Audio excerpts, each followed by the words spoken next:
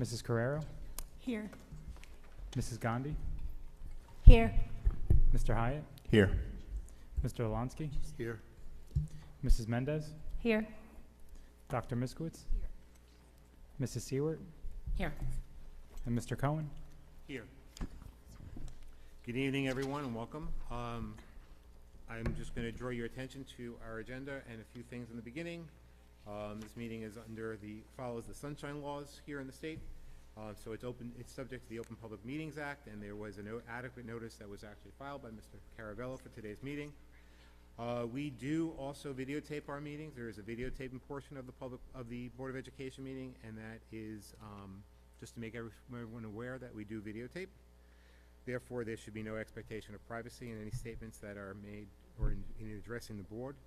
And again, because this is school property and we have a policy against it, please no smoking or vaping on school grounds. Could everyone please rise for the Pledge of Allegiance?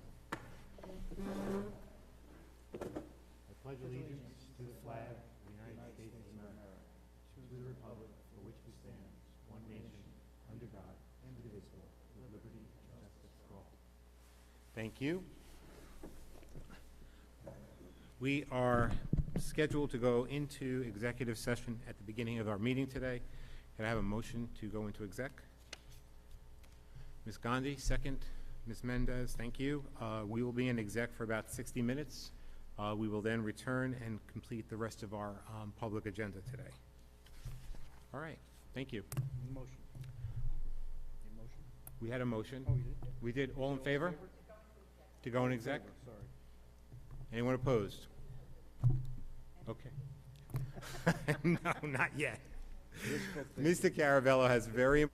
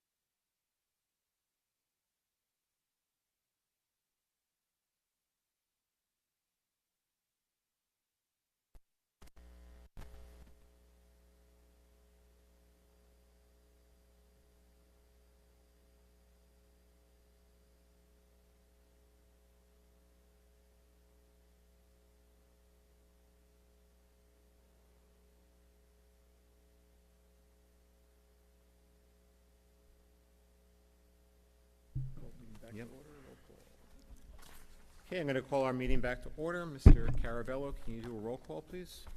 Sure. Mrs. Palomo? Here. Mrs. Carrero? Here. Mrs. Gandhi? Here. Mr. Hyatt? Here. Mr. Olansky? Here. Mrs. Mendez? Here. Dr. Miskowitz? Here. Mrs. Seward is here. And Mr. Cohen? Here. Thank you, Mr. Carabello. Okay, continuing on with our agenda. Thank you, everyone who waited for us to come back out of exec. I'm going to start with announcements. Mr. Vallone. I have no announcements. Thank you. Okay, next item on our agenda is public comments. Mr. Carabello, do you have some names for us? Mitesh Gandhi?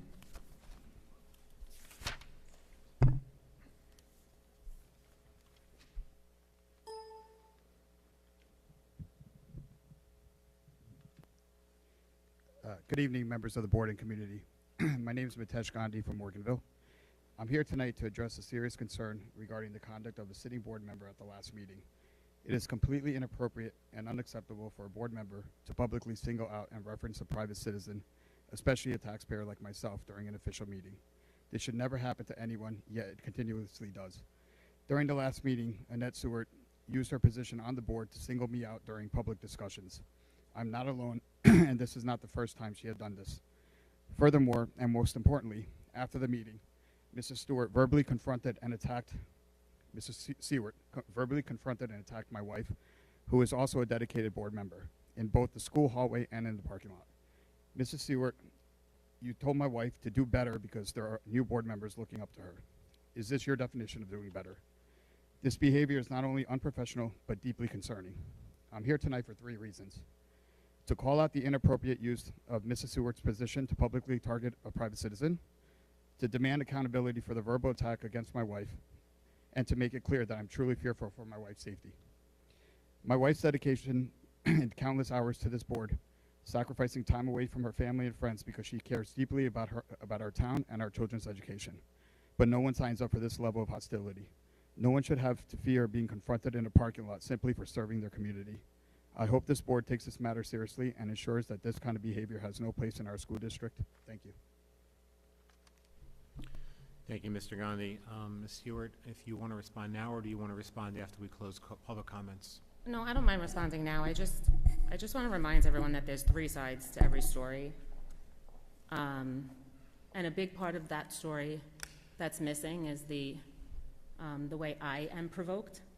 And I know that we just wonderfully spoke in executive about representing this town for the greatness that it is, but it's been an underlying narrative since my campaign season, both on social media and in executive session and in the hallway after board meetings, that I don't deserve a seat on the board because I don't have a college education and I didn't finish college.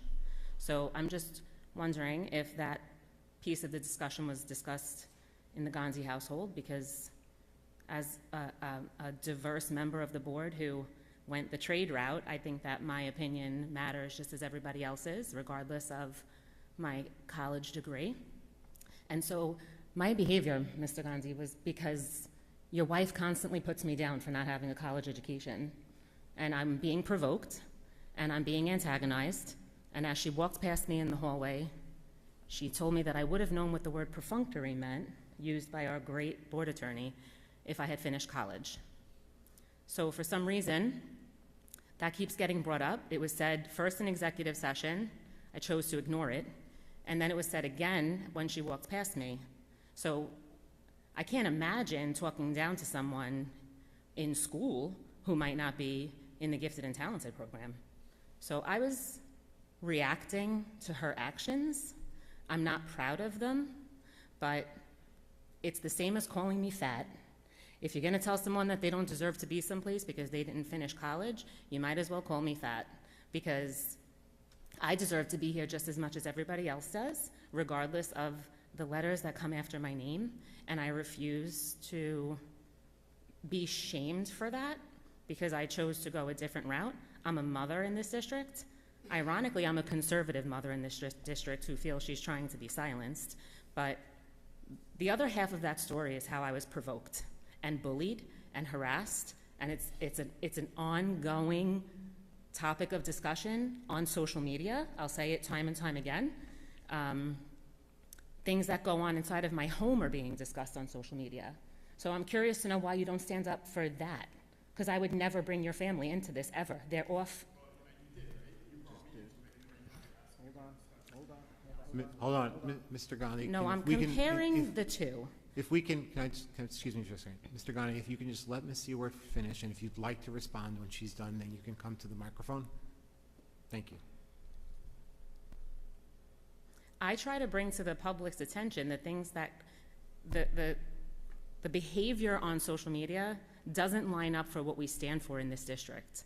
And if the adults on social media can't lead by example and show us what we don't tolerate in this district, then it's never going to bleed into our schools.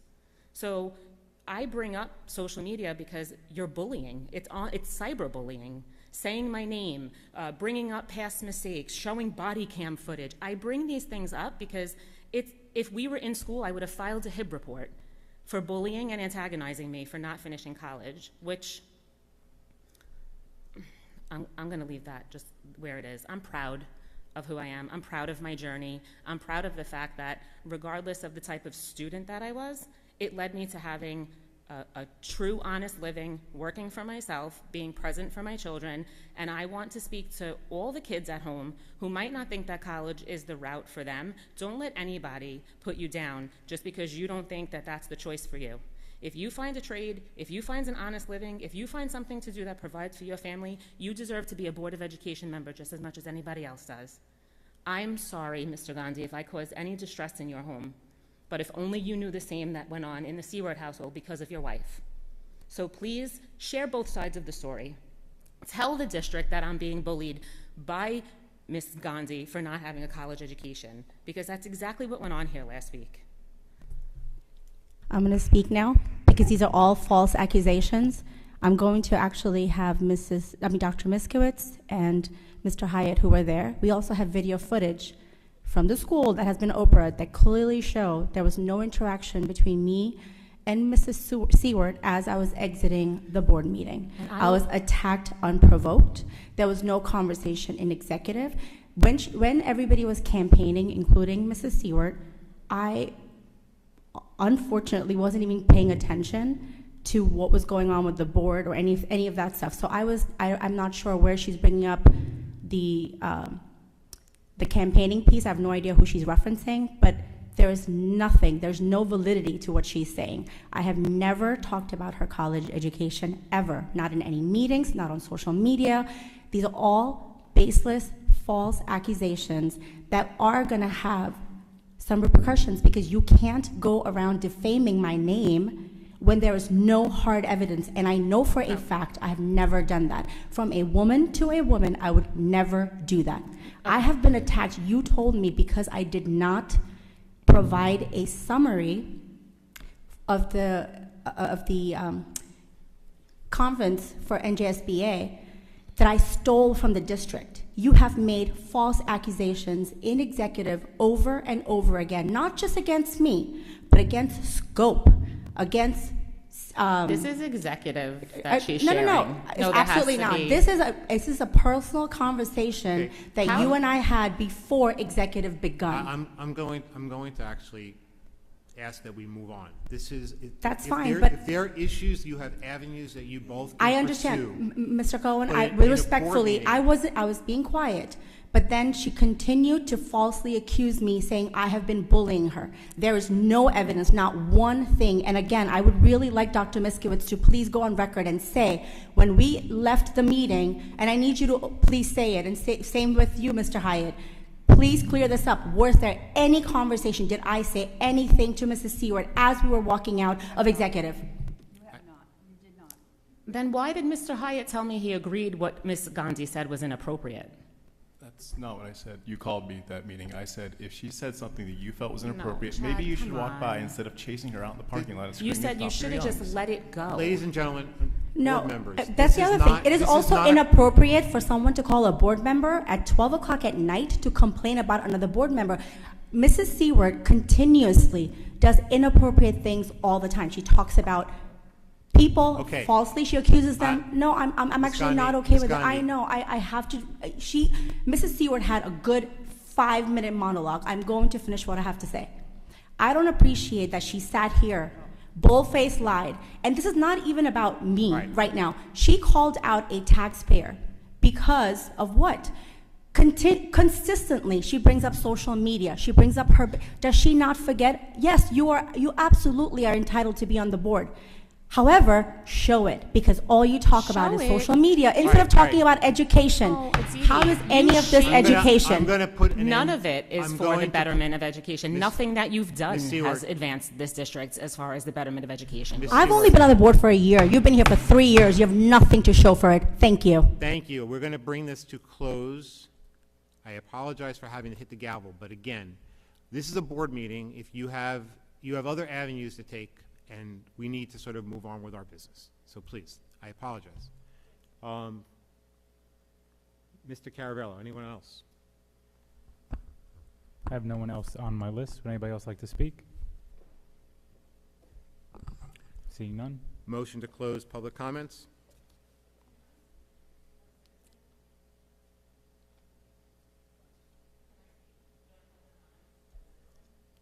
By the way, this is supposed to be on agenda items anyway. I have never been asked that question. Thank you. Want me to answer that? Yeah. You certainly have a right to step down. I'd remind everybody that this is... Yes, but this is supposed to be the public comment portion of the agenda. Of the agenda. We have another public comment session. We only have one this evening? No, we have two. Oh, you don't have it just for agenda items? You have 2 open public sessions for everything? Yeah, Yes. they changed that and it's for anything. Okay. Certainly you have the right to step down from the dais if you want to make a public comment. I don't have a second on the motion yet or a vote on to close public comment, so it's up to you.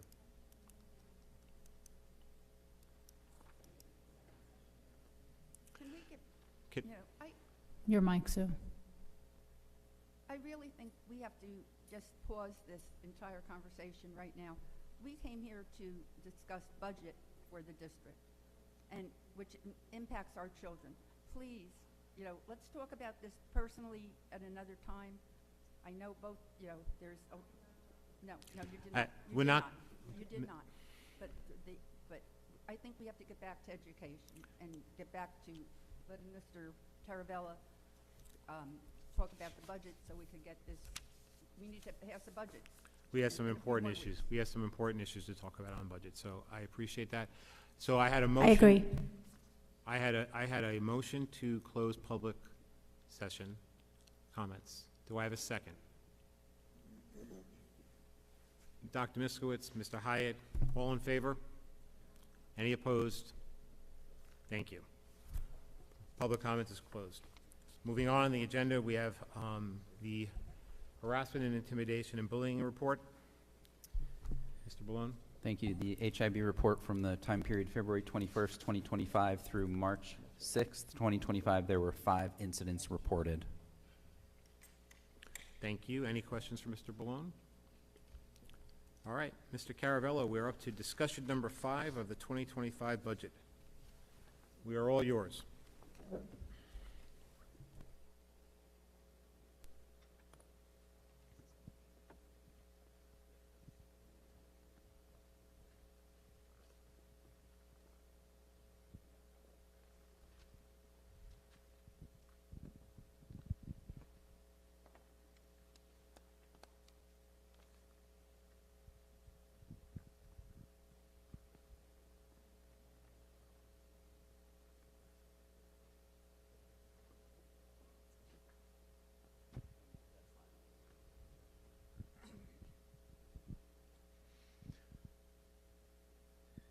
Okay.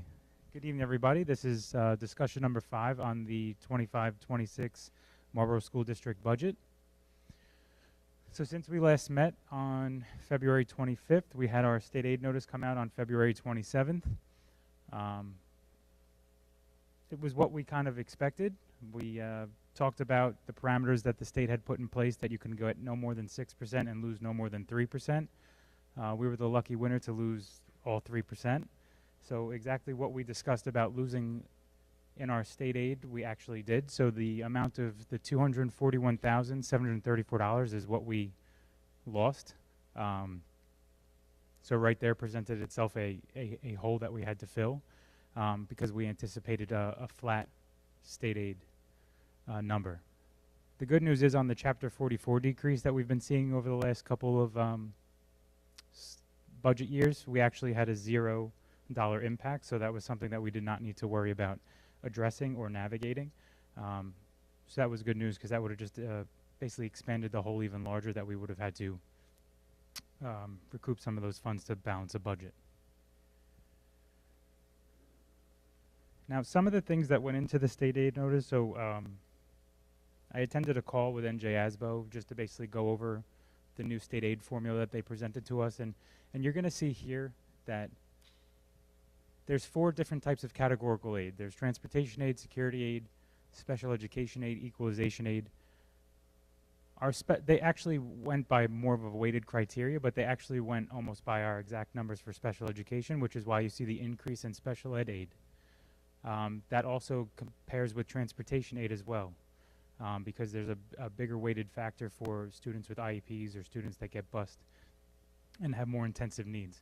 Security aid was another factor which they increased, and that's basically on the per pupil enrollment. Now the equalization aid is really the eye popper. That's the one where it just says 0. And the way they really looked at that is, now our enrollment, I think, was a change of maybe 2 or 3 kids from our October count from year over year. But what they took into effect was a couple of criteria, and if I may not be understanding this 100%, because again, it's still a little wonky and very hard to navigate.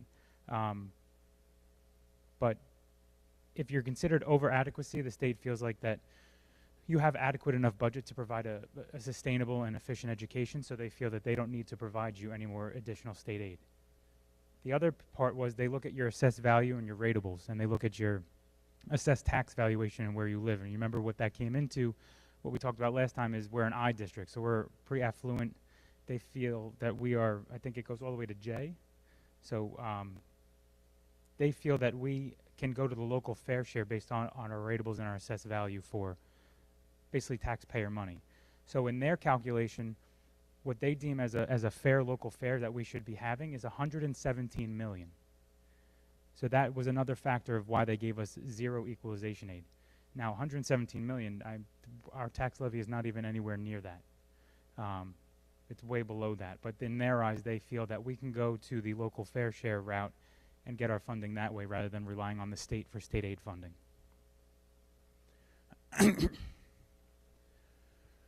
So you'll see our source of revenues are 87% of it comes from the local tax levy. And then another 7% comes from state aid. So that's about 95% of your total revenue to build your budget. The other areas are your maintenance reserve piece, and those are the projects we went over the last presentation, where they're strictly coming out of the maintenance reserve account in the amount of $600,000. You have your extraordinary aid, which again we budget and then we put in the applications in the spring in hopes that we receive all of that amount. Our interest earnings, our out-of-district tuition, which includes our preschool, our POP students, our lottery students, and also students we're anticipating bringing into our programs in district. You have your rental and your miscellaneous income. Again, that's really facility use and other miscellaneous income we receive throughout the year. Your student activity fees. And then the 2 other numbers is your excess surplus, which our auditor actually discussed. That was what was left over that we billed for the base of the budget. Now, if you're thinking about this, if we did not have that, the cuts would have been greater. So we try to just have a consistent surplus to allow us to build a base, so we don't have to always dive into making so many drastic cuts. And then your budgeted fund balance. So this was when Mr. Balone and I decided to meet about the budget and see what our shortfall was. Originally, our shortfall was about, I believe, about 1.3, 1.2 million. But we do build a fund balance year over year, which is reported to the state. And in that fund balance, it's almost like I don't want to call it a slush fund, but it's almost like a a fund in which you can pull from to balance your budget. So we're actually pulling 600,000 from that, which is a decent number, but it's not a drastic number because you don't ever want to rely on that fully to fill all the holes in your budget because it's like a sinking ship. You can only fill so many holes, and eventually another one's going to pop up. So you never want to always just kick the can down a road and just use it just to fill it without really taking a look at the budget and trying to make changes that are going to be better long-term and more fiscally responsible, so we don't have to, say next year cut double that or triple that. We just try to maintain the decrease that we need to make until maybe state aid changes for the better for this district and they figure out a more equitable formula for everybody based off of not just where you live, but how many students you have and the price of education. That's a topic for a different day. So going back to this, so you see your revenue total, that's what we needed to make our expenditure total. So they have to balance. We have to produce a balanced budget to the state. So in doing so, there are some difficult decisions we do need to make. Some of these difficult decisions do rely on a lot of creativity, and a lot of the things that Michael and Morgan and myself and everybody involved that we look at, we want to make sure it does not adversely affect class sizes. That's one thing that we do not want to do, is make class sizes increase or grow in this district. We do not want to eliminate any programs. So that's another factor that we look into when we're making, difficult decisions to make budgetary cuts. And the last thing is we don't want to affect livelihoods. We don't want to affect jobs. So we try to make every attempt to achieve reductions through attrition, retirements, people leaving, and then we really analyze that position to see if it's truly needed or if there's a way we can, integrate that with another position. So there are some staff reductions that we had to make to really get to that number because, unfortunately, the number that we were at before the state aid decrease was approximately 500,000. With that state aid decrease, it compounded to about 763,000 that we needed to find to produce a balanced budget. And we cannot just say, okay, increase your revenues to just keep those things, because once you increase your revenues and they're not coming in, that's how you produce a budgetary deficit, because you're spending more than you think you're bringing in, and eventually it catches back up to you. So we had to make, certain reductions and certain cuts, because at long term, we don't anticipate this ever, stopping. We always feel like we're going to have to navigate reduction. So before we go in, we'll go over some of the reductions. And you can jump right in, Mr. Blown, if you want. Yeah, can I jump in for a minute? We see the term reduction up there, and I just want to be clear with the board and the community. While the word reduction is up there, we really strive not to lose people, right? So we can reduce FTEs and reallocate people who are currently in our school district. So we don't like to have turn good people away, I guess is my point. So we make every effort to get creative. I know Mr. Caravello said we get creative in what this looks like. And looking at these, I can go through the 5 reductions that you have on the screen here. The first 2 involve a lot of moving parts, but there is a plan. As you know, we only have kindergarten students in 3 of our 5 elementary schools. With the expanding preschool and special ed programs at the Early Learning Center and the need for space, we will have some level of kindergarten in every one of our elementary schools next year. That's the plan.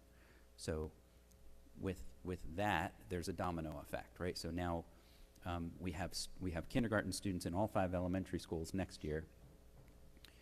We currently have instructional coaches at those elementary schools who are currently servicing grades 1 through 5. The plan is for them to service K through 5.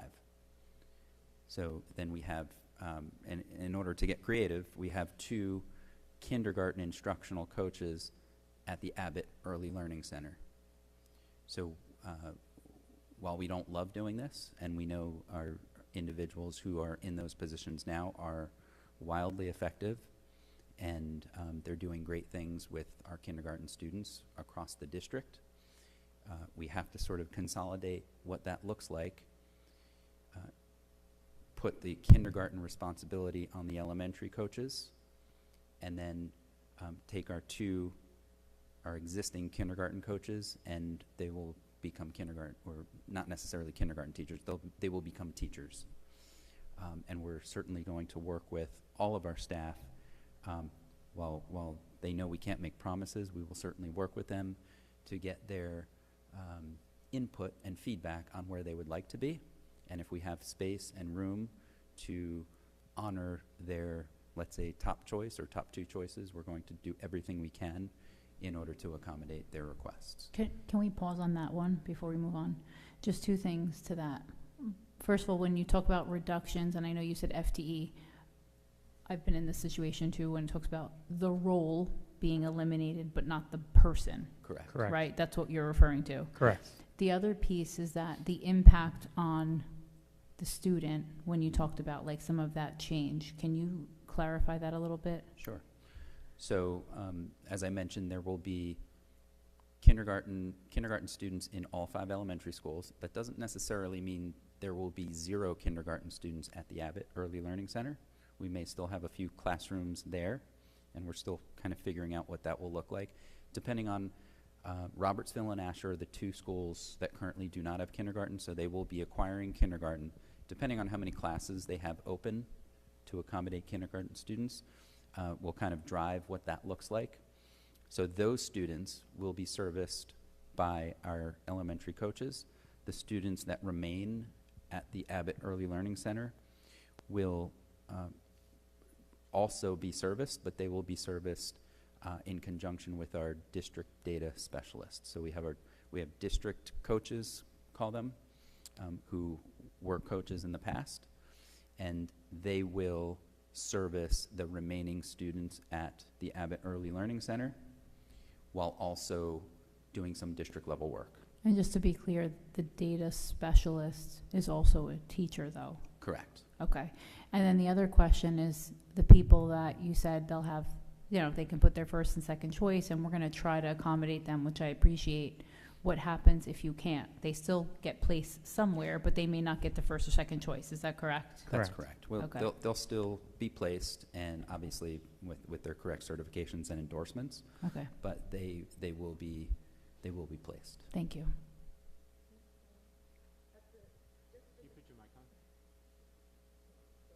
Thank you. Can you explain what the coaches at the K level do? Yeah, sure. So at the K level, well, really any level, right? Coaches provide expertise to teachers, right? They're part of our RTI model for our struggling learners. So if teachers need anything to sort of deepen their toolkit in terms of teaching those students, the coaches have a capacity to do that. And then in addition, when we have our Tier 3 students who are needing assistance in either English language arts or math, right? That's why we have 2 of them. The coaches meet with those students in small groups for intervention purposes. RTI. Through RTI, yes. And now, that's not going to be affected because your elementary coaches are now going to pick that up for the kindergartners going to Right. Robertsville and Asher, and then your data specialist will pick it up for anybody remaining at Abbott.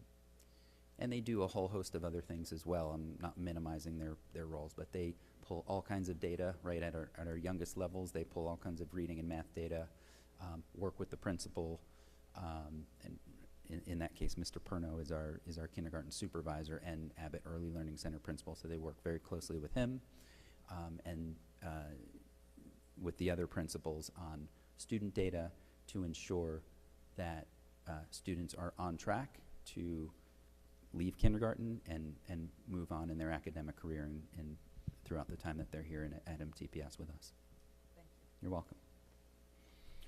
Is it fair to say that, and you brought up the Tier 3 students, is it fair to say that a benefit can be that since the elementary coaches are going to now also support the kindergarten, that this is actually a good thing, because now there'll be some continuity for that student as they move from kindergarten throughout the first, second, third? We've actually had those discussions, and that was actually something we discussed just the other day. Principals were, again, not saying that the current system is broken, right? And they absolutely cherish the 2 kindergarten coaches they currently have. But that was a sort of I guess a positive, if you really want a silver lining. Yeah, it's an incremental benefit to this structure. So yes, there will be some more continuity as the students leave K and go to 1, especially now that they will be, a majority of them will be in that school. Okay, thank you. You're welcome. So that's on the kindergarten level. That was those 2 positions, very difficult to really swallow, right? And but again, we had to get creative. The next one, I'll say, was an easier swallow, only because, and that one's the elementary world language teacher. And I say that only because this was a retirement. And we looked at elementary world language, and anytime we have a retirement or a resignation, we always have to ask ourselves, can we do this differently and save the FTE? And in this case, we said we could. I met with the principals this week, and we really hashed that out. We've been talking about it for a while. Mrs. Gross and I discussed it as well, and we're still formulating a plan of what elementary world language will look like, but we do have a really good handle that they'll be serviced in some way, shape, or form by some of our middle school staff. And they've also been told that as well. The real issue is with world language, you need a world language endorsed person to at least provide feedback and deliver some of the instruction. Doesn't have to be 100% of the time, but you have to have a world language endorsed person providing feedback to students, assessing them, and having them carry forward as they go through their elementary career into middle school. Again, another pro to that is the middle school teachers know what to expect, and they know when they get those 5th graders in 6th grade, they have some gaps in terms of world language. They can help fix that now if they're part of the actual instruction. So again, a retirement, we never want to see people leave, but this individual certainly earned his retirement, and we saw that as an opportunity to save another FTE. So that one was a little easier than the other 2. And then looking at Marlboro Middle, so this is not just the middle schools in general, this is MMS, it says it up there. So at Marlboro Middle, I have been working with Mrs. Nowacki on reducing 2 staff members purely because of enrollment and class size, right? So we can afford to go down 2 FTEs at Marlboro Middle School, which they'll be hopefully reallocated somewhere else, right? That's the intent for those 2 positions. Just because of the graduating 8th grade class is quite large in comparison to our current 6th and 7th grade class. So their enrollment is changing slightly. And we do have creeping up enrollment at the lower grade levels. Grade 1, I think DeFino next year is projected to have a lot of students. So that's a hot spot we're looking at, which we may be able to take one of those teachers and reallocate. Even at the elementary level, if it's an upper elementary, we're not quite sure what that's going to look like yet. But before we post for any open positions, we are going to make every attempt to place all of our, call it these 5 people right here, in a position. And then, year over year, it might go back to middle because we're always looking at enrollment. So your 8th graders coming out and your 5th graders going in. It's a balancing act each year when it comes to where staffing is needed. That was my question. We're losing 1%, a little over 1% of our teachers. So I'm assuming that aligns with the student population leaving and the student population coming in. Or are we making sacrifices that I don't see here? So in terms of sacrifices to class size, programming, or people's livelihood, I would say no. Okay. You know, it looks a little different, but we're not sacrificing the experience at So all. the criteria that you mentioned at the beginning, we've met when making these decisions? Yes. Okay, Yeah. that's what I need to know. And I do want to thank all of our administrators, our principals, district level administrators, business office. We worked tirelessly to really do this with very little impact to kind of what it feels like for the students. I would probably say zero impact to what it feels like to students. So, you know, there are times where school districts have to make cuts to programming, and they, you know, students feel it, parents feel it, and this plan does not include any of that. It's creative, I'll give you that. Thank you. Mr. Baloney, you said something before about these 5 people. I think you meant 4 people because the world languages teacher retired? Yeah, 5 positions. So 5 yes, positions, 4 people. 4 people affected. Okay. Yes. Just want to make sure I didn't miss that.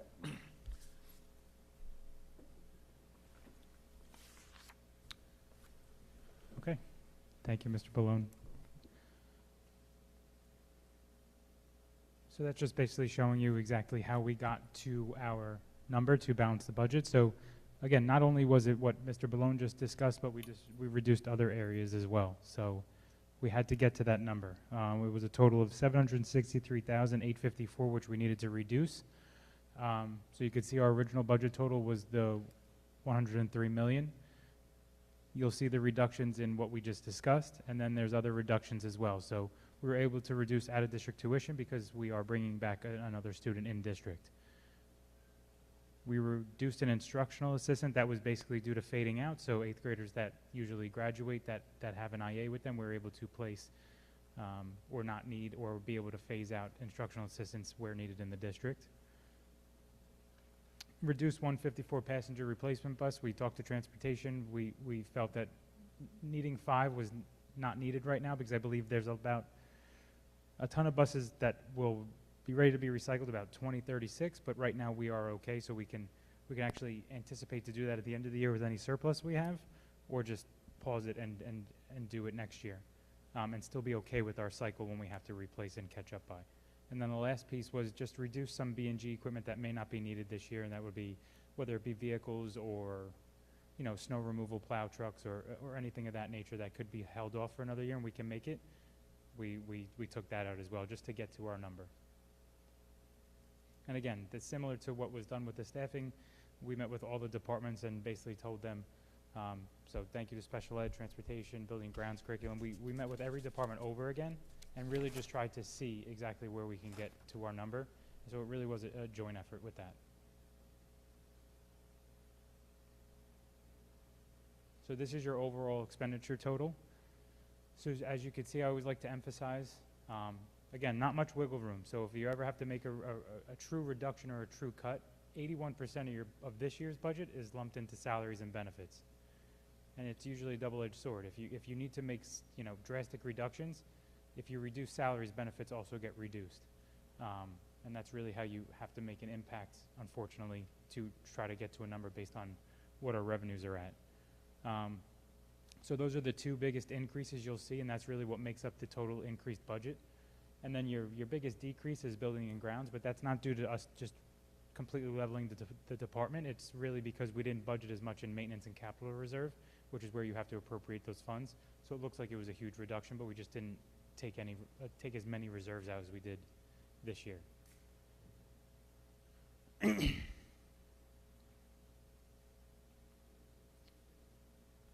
then the last part. So this slide was also on the previous presentation. Our recommendation has not changed. It is all the way to the right. We actually added the percentages so you can see from the left it's just 2%. The middle with the bank capped from last year would be 2.24%, and then everything with the health benefit waiver and the bank cap was 4.35%. Now, this was our recommendation prior to learning about our state aid. It's still our recommendation. Now more than ever because we still had to make reductions in order to even just get to a sustainable number. So without any of this, we'd be looking at more. more cuts, more reductions, so. All right, so just to be clear, those 5 reductions are all the way to the column to the right. Correct, yep. Yep, those 5 reductions are inclusive of also taking the column all the way to the right. And then you'll see your total tax rate and then the assessed valuation based off of the average assessed valuation of your home. Now, in 2024, the average home in Marlboro Township per Division of Taxation was $497, so that's where we get those assessed valuations. Some may be more than what's shown, but we try to give just an overall scale of what it would look like. So to like an $800,000 assessed valuation, your total tax increase would be $265 just from the Marlboro K-8 school district. That does not include any other school districts that may be in your tax bill.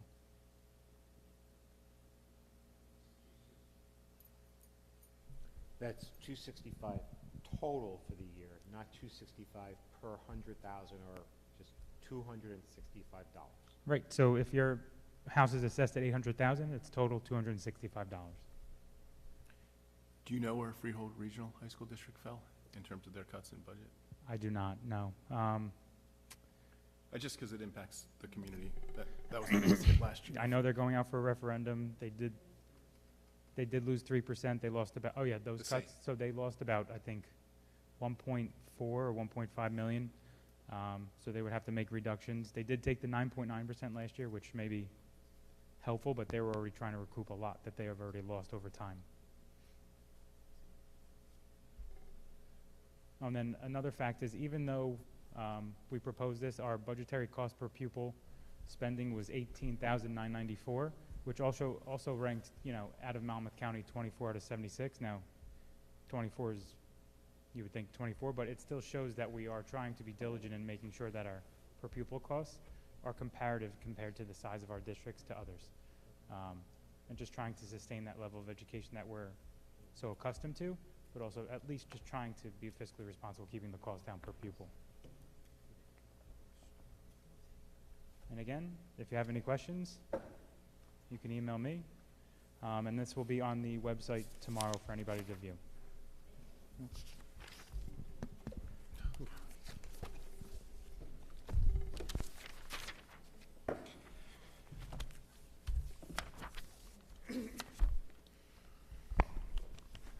So just to follow up, so the next meeting, March 18th, will be your tentative budget approval. So you will see that number I showed you, the 102, on the agenda for approval. And that'll be to approve the budget to be submitted to the county to be reviewed and approved. Just, oh, God, I'm so loud. Just one question then on back to the tax side, just to kind of tie into what Chad was saying, because last year with Freehold Regional and then ours combined, but really it was Freehold Regional at the 9.9 or whatever %, it did really increase the taxes here. So I know you said this, that's the final though what you were saying when it comes to the tax increase. You did all the numbers and that's where we stand, correct? It's not going to change again? Nope, that would be the tax rate, yep. Okay. And then nothing changes in the budget. That would be the tax rate we present at the public hearing as well. Nothing would change. Okay, thank you.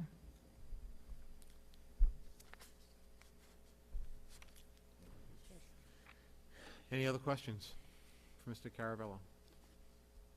Mr. Caravello, just, I'm not sure if you're familiar with the Anchor program. Yeah. But I mean, that's another way for sort of our older or our economically disadvantaged families to potentially offset this increase. Is that Yeah, I believe that comes out in October or September. Everybody's allowed to apply for their Anchor benefit through the state, and usually it's like $1,000 back as tax relief. And then I believe there's also programs for 55 and olders that you're able to apply to through the Division of Taxation for almost like relief or tax rebates. Okay. Every little bit helps. Thank you. Any other questions or comments for Mr. Caravello? All right. Moving on with our agenda. Financial and business matters. Ms. Carrero, if you mind. Sure. Financial and business operations matters. The superintendent of schools submits the following resolutions for approval. 1, harassment, intimidation, bullying, HIB report. 2, approval of bond counsel, Willens, Goldman, and Spitzer, PA. I so move. Have a second? Ms. Seward, any discussion? Mr. Caravello, roll call? Mrs. Gandhi, Yes. Mr. Hyatt, Yes. Mr. Olansky, Yes. Mrs. Mendez, Yes. Dr. Miskowitz, Yes. Mrs. Palomo, Yes. Mrs. Seward, Yes. Mrs. Carrero, Yes. and Mr. Cohen. Yes. Personnel matters, Ms. Palomo, would you mind reading that? The superintendent of schools submits the following resolution for approval. 1, employment, school monitor. I so move. Thank you. Can I have a second? Ms. Mendez, any discussions? Mr. Caravello, roll call, please. Dr. Miskowitz, Yes. Mrs. Seward, Mrs. Carrero, Yes. Mrs. Gandhi, Yes. Mr. Hyatt, Yes. Mr. Olansky, Yes. Mrs. Mendez, Yes. Mrs. Palomo, Yes.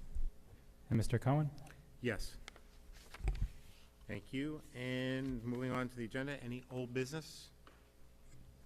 I had just one quick question, because I brought up in the last meeting, and I just want to bring it up again. So, again, not getting political, though it may be deemed that way, but there is school funding potentially tied to some executive orders that were put in place. And so I do want to understand, I'm asking the question genuinely because we did receive an email from NJSBA, and I know I gave that update, that did talk about school funding and executive orders that it's tied to, and there may not be any guidance yet. And I know there's state level and then federal, but I think I just would like to understand the potential of policies and practices in place that could maybe put us at risk. I think I'd like to understand that, if there's anything, and I don't know if this is for you, Mr. Gross, or I don't know how to approach that, but I am curious.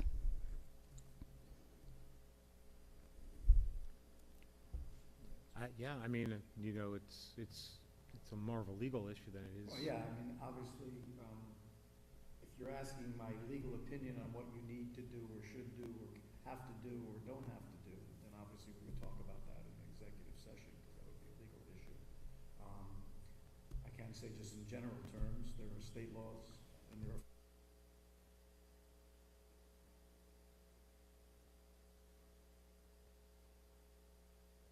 situations where marijuana, for example, is still a violation of federal law, where in New Jersey it's legal to purchase and to possess. What happens when those two laws conflict with each other is what keeps lawyers in business. But with regard to specifics in this district or any school district, I'd rather talk about those in executive session when and if you want to do that. Mr. Malone, do you want to add anything to that from a practices perspective, or what you're seeing as a superintendent? Yeah, so far, there's a lot of speculation out there. We don't really have anything definitive. It's been a topic of discussion amongst our team and what that would look like, but right now we really don't have any clear direction on what will actually happen. Thank you. So I guess my question could be that I'd like to add it to our executive session agenda for since it's not here, for the next meeting, and if you can just give us some guidance or some discussion on it. Thank you. Okay. Any other old business? New business? Any new business? Okay. With no new business, we'll move on to our second round of public comments. Mr. Caravello, I have no one signed up. would anyone like to speak in our second round of public comments?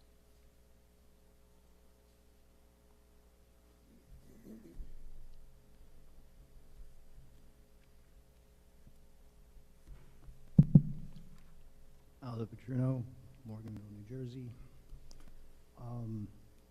So seeing the budget presentation, I think my question would be recycle or, moving around these faculty members. I'm trying to understand how the math that was being used to say that the number of staff and the number of students are like trending in the same direction. If 2 meetings ago, the number of students from September to January went from 4,400 to over 4,500, and the number of staff is going down. Specifically, Mr. Hyatt, you mentioned that it was relatively going in the same direction. The second part is just what we watched in the first public comment section. That was, I don't even have words for it, for the gentleman that was up here. I have countless exhibits that I can show for, you know, him taunting board members, community members, the like, so it just seems a little out of touch to be up here saying the things he was. And on top of that, I was served with an ethics complaint last Thursday, which is going to end up costing the district some money in defense costs, I believe, for my defense.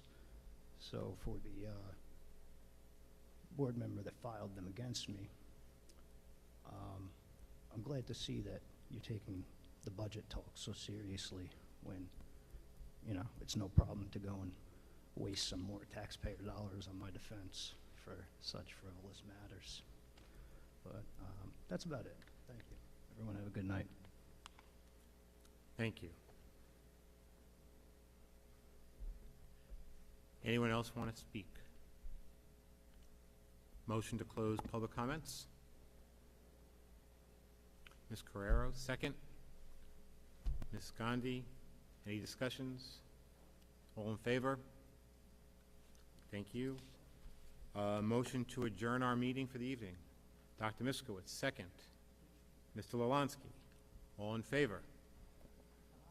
Anyone against? Have a good night. Our next meeting will be next week on the 18th. Thank you, everyone.